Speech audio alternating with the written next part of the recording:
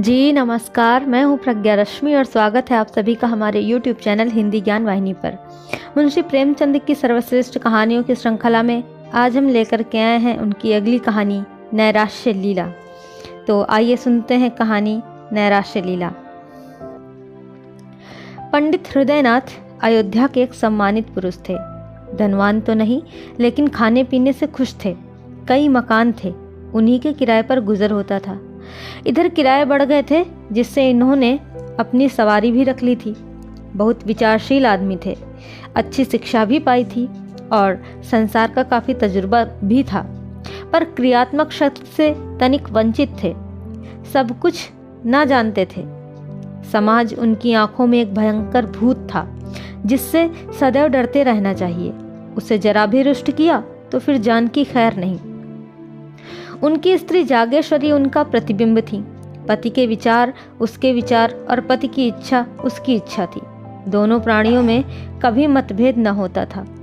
जागेश्वरी शिव उपासक थी, हृदयनाथ वैष्णव थे, पर दान और व्रत में दोनों को समान श्रद्धा थी।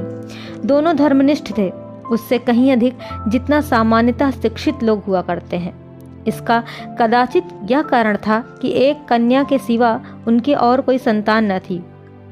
उसका विवाह 13वें वर्ष में हो गया था और माता पिता को अब यही लालसा थी कि भगवान इसे पुत्रवती करे, तो हम लोग नवासे के नाम अपना सब कुछ लिख लिखाकर निश्चिंत हो जाएं।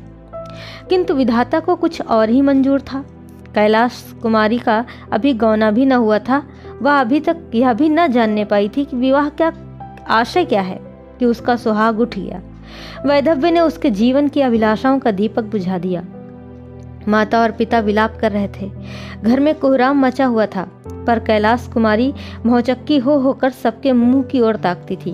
उसकी समझ में ही ना आता था कि यह लोग रोते क्यों हैं। माँ बाप की इकलौती बेटी थी। माँ बाप के अतिरिक्त वह किसी तीसरे व्यक्ति को अपने लिए आवश्यक न समझती थी। उसकी सुख कल्पनाओं में भी अभी पति का प्रवेश न हुआ था। वह समझती थी स्त्रियां पति के मरने पर इसीलिए रोती हैं कि वह उनका और उनके बच्चों का पालन करता है। लेकिन मेरे घर में किस बात की कमी है? मुझे इसकी क्या चिंता है कि खाएंगी क्या, पहनेंगी क्या? मुझे जिस चीज़ की जरूरत होगी बाबूजी तुरंत ला देंगे। अम्मा से जो चीज़ मांगूंगी वह दे ही देंगी, फिर मैं क्यों रोऊं? वह अपनी माँ को रोते देखती तो रोती, पति के शोक से नहीं, माँ के प्रेम से।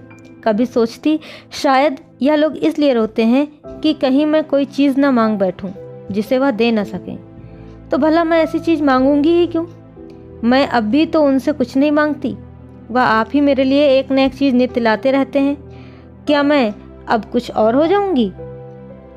इधर माता का यह हाल था कि बेटी की सूरत देखते ही आंखों से आंसू की झड़ी लग जाती। बाप की दशा और भी करुणाजनक थी। घर में आना जाना छोड़ दिया, सिर पर हाथ धरे कमरे में अकेले उदास बैठे रहते। उसे विशेष दुख इस बात का था कि सहेलियां भी अब उसके साथ खेलने न आती। उसने उनके घर जाने की माता से आज्ञा मांगी तो वह फूट फूट कर रोने लगी। माता पिता की यह दशा देखी तो उसने उनके सामने जाना छोड़ दिया। बैठी किससे कहानियां पढ़ा करती। उसकी एकांत प्रियता का माँ बाप ने कुछ और ही अर्थ समझा। सोचा लड़की शोक के मारे घुली जाती है। इस वज्राघात ने उनके हृदय को टुकड़े टुकड़े कर डाला है। एक दिन हृदयनाथ ने जागेश्वरी से कहा, जी चाहता है घर छोड़कर कहीं भाग जाऊं। इसका तो कष्ट अब मुझसे नहीं देखा जाता। जागेश्वरी ने कहा, मेरी तो भगवान से यही प्रार्थना है कि मुझे संसार से उठा ले। कहाँ तक छाती पर पत्थर की सिल रखूं? हृदय ने कहा, किसी भांति इसका मन बहलाना चाहिए, जिसमें शोकमय विचार आने ही ना पाए। हम लोगों को दुखी और रोते देखकर उसका दुख और भी दारुण हो जाता है। जागेश्वरी ने कहा, मेरी तो बुद्धि कुछ काम ही नहीं करती। तभी हृदयनाथ ने कहा, हम लोग यूं ही मातम करते रहे तो लड़की की जान पर बनाएगी। अब कभी कभी उसे लेकर सैर करने चली जाया करो। कभी कभी थिएटर दिखा दिया, कभी घर में गाना बजाना करा दिया। इन बातों से उसका दिल बहलता रहेगा। जागेश्वरी ने कहा, मैं तो उसे देखते ही रो पड़ती हूँ, लेकिन अब जब्त करूंगी। तुम्हारा विचार बहुत अच्छा है, बिना दिल बहलाव कि उसका शोक दूर न होगा। हृदयनाथ ने कहा, मैं भी अब उससे दिल बहलाने वाली बातें किया करूंगा। कल एक सैर भी लाऊंगा, अच्छे अच्छे दृश्य जमा करूंगा। ग्रामोफोन तो आज ही मंगवाए देता हूँ। बस उसे हर वक्त किसी न किसी काम में लगाए रहना चाहिए। एकांतवास शोक ज्वाला के लिए समीर के समान है। उस दिन से जागेश्वरी ने कैलाश कुमारी के लिए विनोद और प्रमोद के सामान जमा करने शुरू किए। कैलाशी माँ के पास आती तो उसकी आंखों में आंसू की बूंदें न देखती, होठों पर हंसी की आभा दिखाई देती। वह मुस्कुरा कर कहती, बेटी आज थिएटर में बहुत अच्छा तमाशा होने वाला है, चलो देख आएं। कभी गंगा स्नान की ठहरती, वहाँ माँ बेटी किश्ती पर बैठकर नदी में जल विहार करती। कभी दोनों संध्या समय पार्क की ओर चली जाती। धीरे धीरे सहेलियां भी आने लगीं। कभी सबकी सब बैठकर ताश खेलती, कभी गाती बजाती। पंडित हृदयनाथ ने भी विनोद की सामग्रियां जुटाई। कैलाशी को देखते ही मग्न होकर बोलते, बेटी आओ तुम्हें आज कश्मीर के दृश्य दिखाऊं। कभी कहते, आओ आज स्विट्जरलैंड की अनुपम झांकी और झरनों की छटा देखें। कभी ग्रामोफोन बजाकर उसे सुनाते। कैलाशी इन सैर सपाटों का खूब आनंद उठाती। इतने सुख से उसके दिन कभी न गुजरे थे। इस भांति 2 वर्ष बीत गए। कैलाशी सैर तमाशे की इतनी आदी हो गई कि एक दिन भी थिएटर न जाती तो बेकल सी होने लगती। मनोरंजन नवीनता का दास है और समानता का शत्रु। थिएटरों के बाद सिनेमा की सनक सवार हुई। सिनेमा के बाद मिस्मेरिज्म और हिप्नोटिज्म के तमाशों की। ग्रामोफोन के नए रिकॉर्ड आने लगे।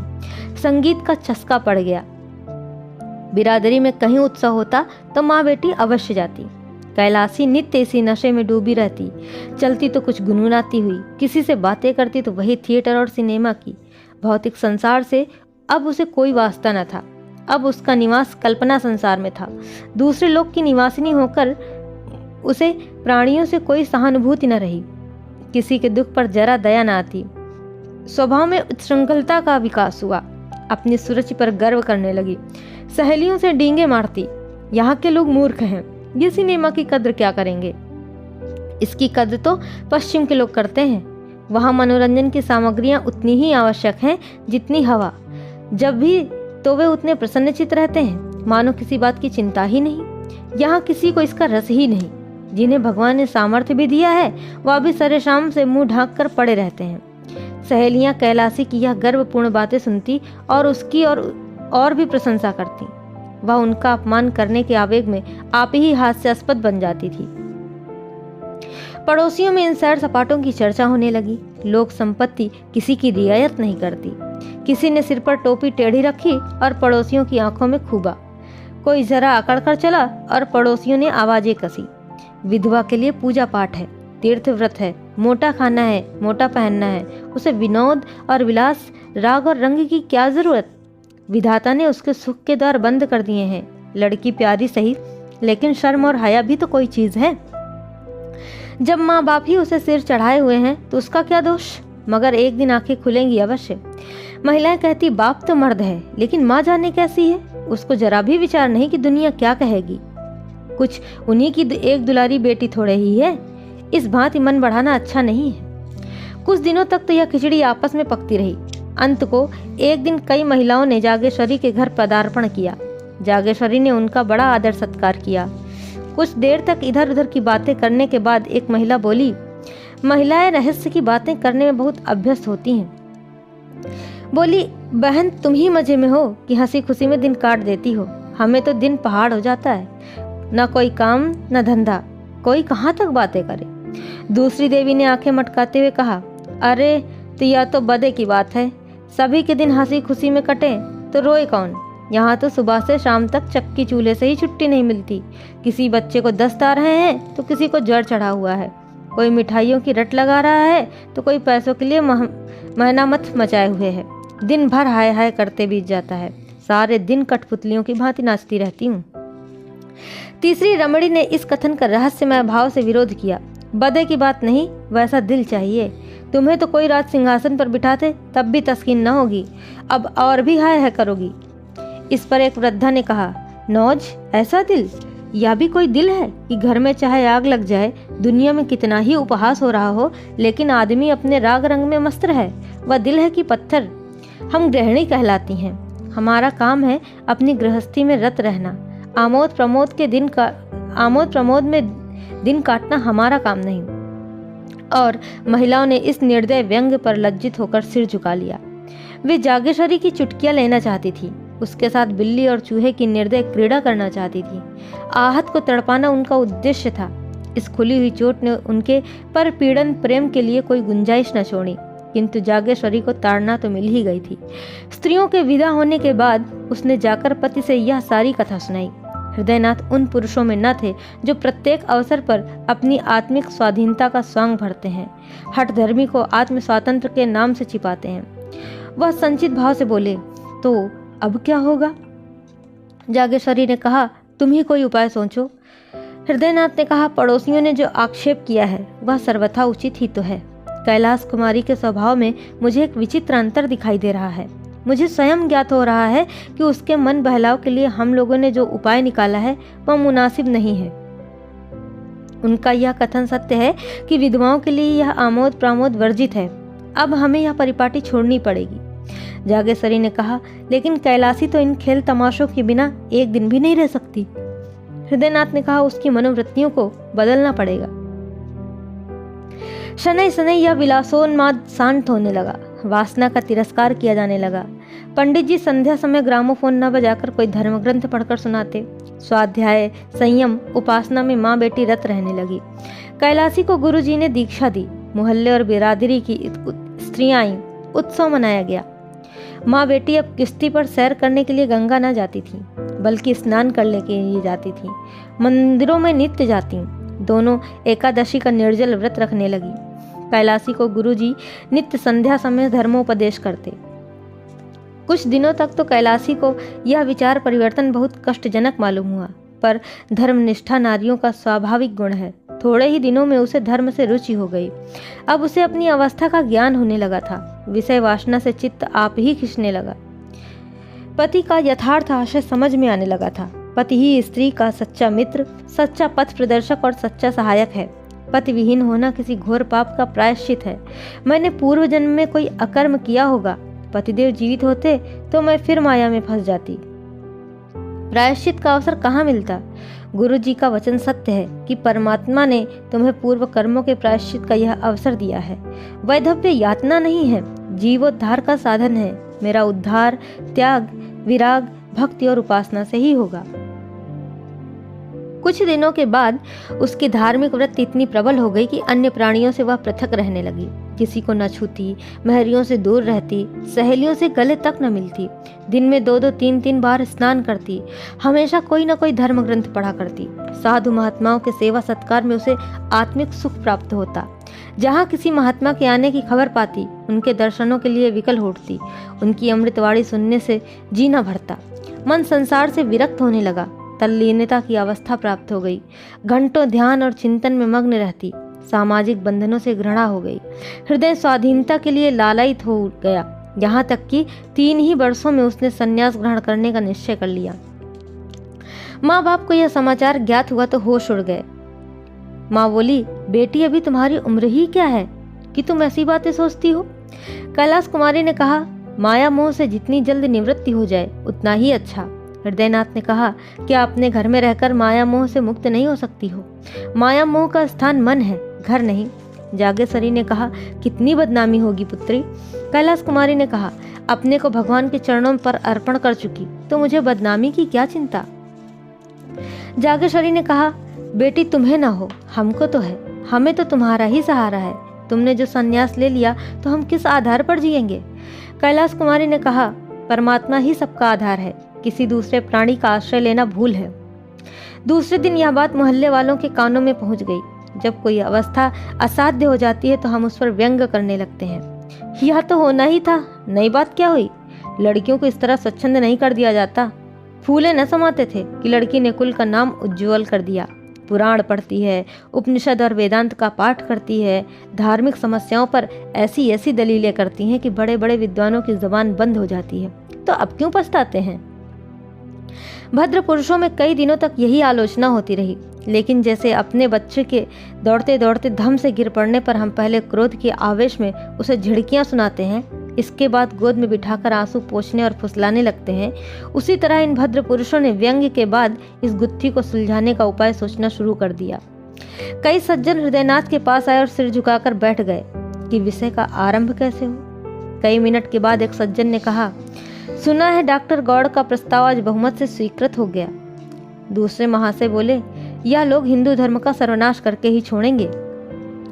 तीसरे महानुभाव ने फरमाया, सर्वनाश तो हो ही रहा है, अब और कोई क्या करेगा। जब हमारे साधु महात्मा ही जो हिंदू जाति के स्तंभ हैं इतने पतित हो गए हैं कि भोली भाली युवतियों को बहकाने में संकोच नहीं करते, तो सर्वनाश होने में ही क्या रह गया। हृदयनाथ ने कहा, यह विपत्ति तो मेरे सिर ही पड़ी हुई है, आप लोगों को तो मालूम ही होगा। पहले महाशय ने कहा, अरे आप ही के सिर क्यों, हम सभी के सिर पड़ी हुई है। दूसरे महाशय ने उनका अनुमोदन करते हुए कहा, अरे नहीं नहीं, समस्त जाति के सिर कहिए।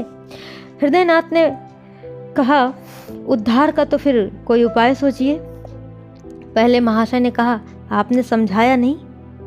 हृदयनाथ ने कहा, समझा के हार गया, कुछ सुनती ही नहीं।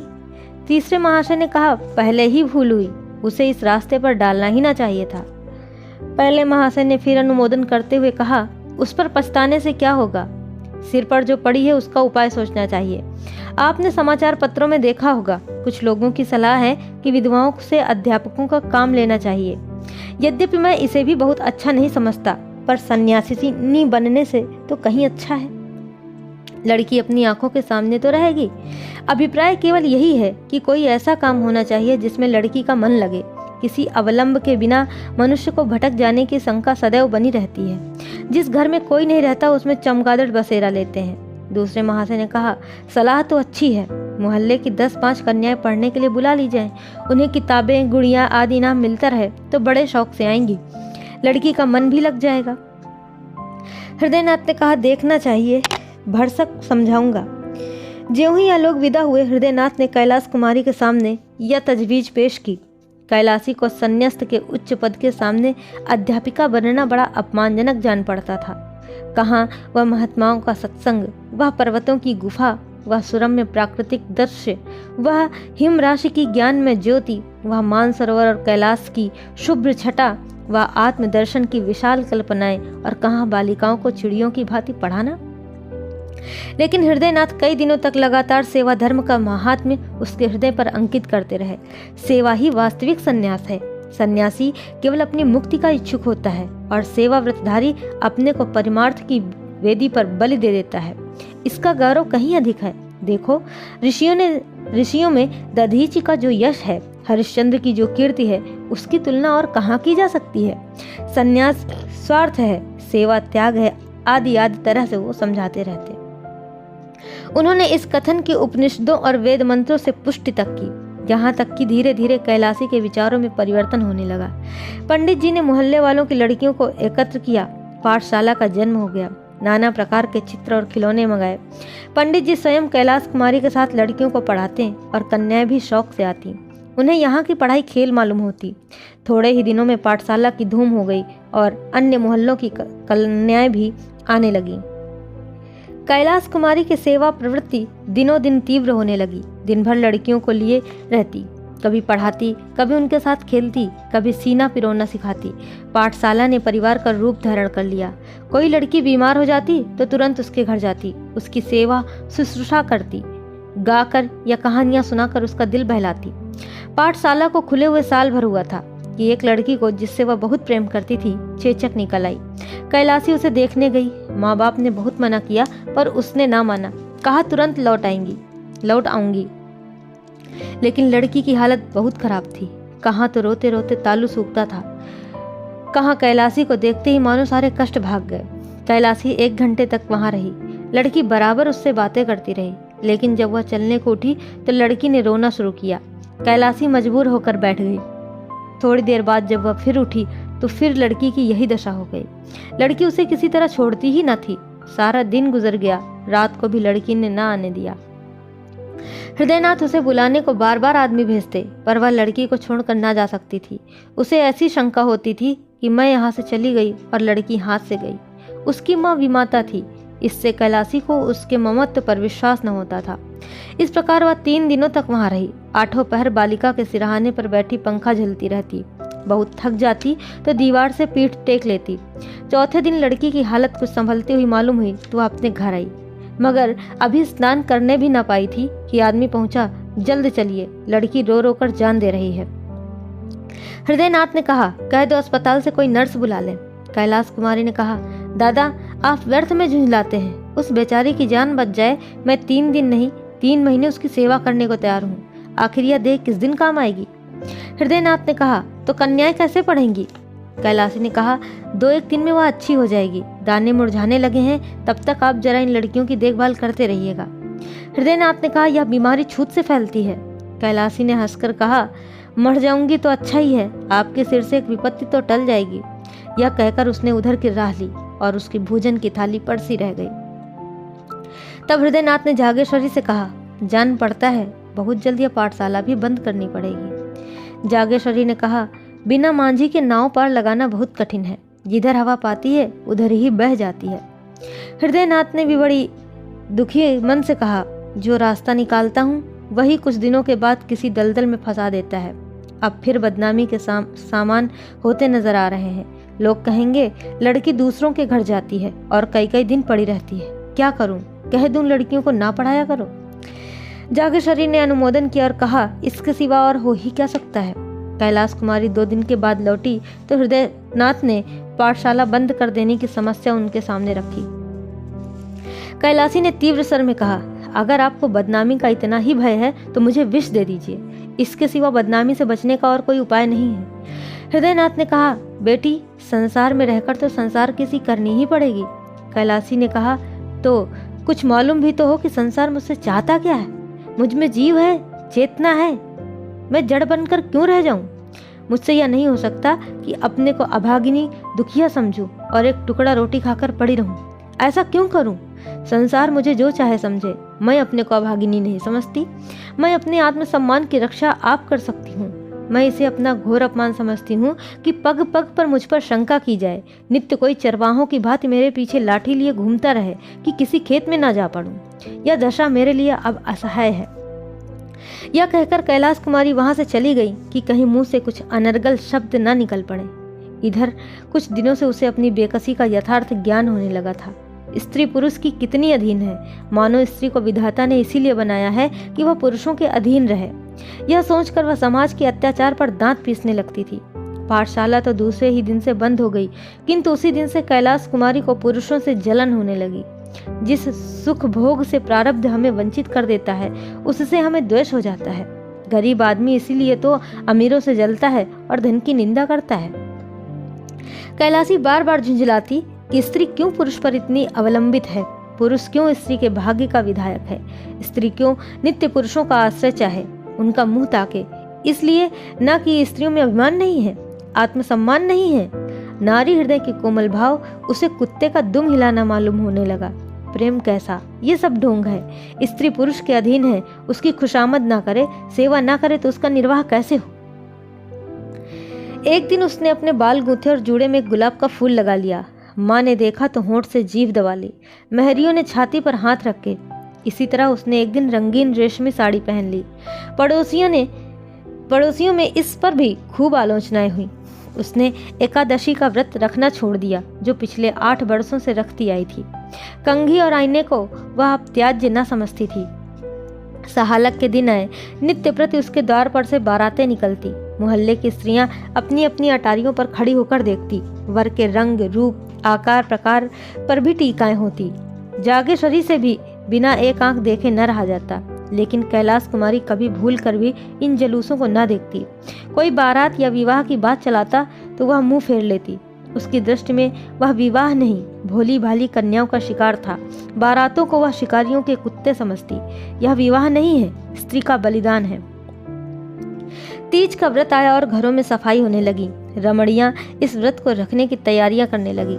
जागेश्वरी ने भी व्रत का सामान इकट्ठा किया, नई नई साड़ियां मंगवाई। कैलाश कुमारी की ससुराल से इस अवसर पर कपड़े, मिठाइयाँ और खिलौने आया करते थे। अब की भी आए। यह विवाहिता स्त्रियों का व्रत है। इसका फल है पति का कल्याण।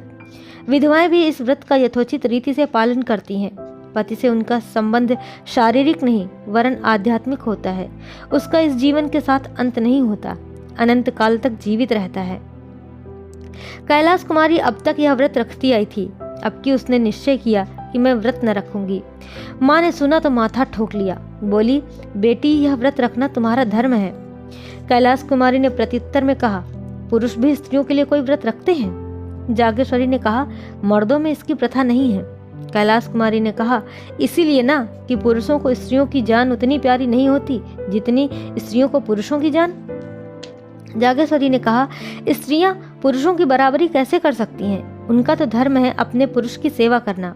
कैलाश कुमारी ने कहा, मैं इसे अपना धर्म नहीं समझती। मेरे लिए अपनी आत्मा की रक्षा के सिवा और कोई धर्म नहीं। जागेश्वरी ने कहा, बेटी गजब हो जाएगा, दुनिया क्या कहेगी? कैलाश कुमारी ने झुंझलाकर कहा, फिर वही दुनिया, अपनी आत्मा के सिवा मुझे किसी का भय नहीं। अब हृदयनाथ ने जागेश्वरी से यह बातें सुनी तो चिंता सागर में डूब गए। इन बातों का क्या आशय? क्या आत्मसम्मान का भाव जागृत हुआ है या नैराश्य की क्रूर क्रीड़ा है? धनहीन प्राणी को जब कष्ट निवारण का कोई उपाय नहीं रह जाता तो वह लज्जा को त्याग देता है। निस्संदेह नैराश्य ने यह भीषण रूप धारण किया है। सामान्य दशाओं में नैराश्य अपने यथार्थ रूप में आता है, पर गर्वशील प्राणियों में वह परिमार्जित रूप ग्रहण कर लेता है। यहाँ वह हृदयगत कोमल भावों का अपहरण कर लेता है, चरित्र में अस्वाभाविक विकास उत्पन्न कर देता है। मनुष्य लोक लाज और उपहास की ओर से उदासीन हो जाता है, नैतिक बंधन टूट जाते हैं। यह नैराश्य की अंतिम अवस्था है। हृदयनाथ इन्हीं विचारों में मग्न थे कि जागेश्वरी ने कहा, अब क्या करना होगा? हृदयनाथ ने कहा, क्या बताऊं? जागेश्वरी ने कहा, कोई उपाय है? हृदयनाथ ने कहा, बस एक ही उपाय है, पर उसे जबान पर नहीं ला सकता।